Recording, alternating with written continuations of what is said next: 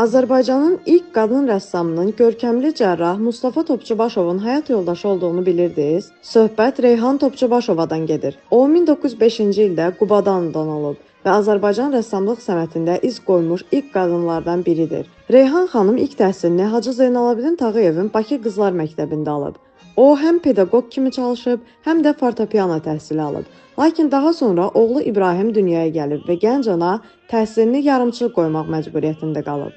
1933-cü ildə xüsusi bacarığı sayəsində o dövrdə Əzim Əzimzadə adına Azərbaycan Dövlət Rəssamlıq Məktəbinə birbaşa 3-cü kursdan qəbul olunub. O, cəmi 2 il sonra artıq rəsmi sərgilərə qatılırdı. Onun ilk sərgilənən əsəri Toy adlanır və bu tablo hazırda Azərbaycan Milli İncəsənət Muzeyində saxlanılır. Reyhan Topçubaşovanın əsərləri Azərbaycanın keçmişini, həyat tərzini və insanlarını təsvir edir.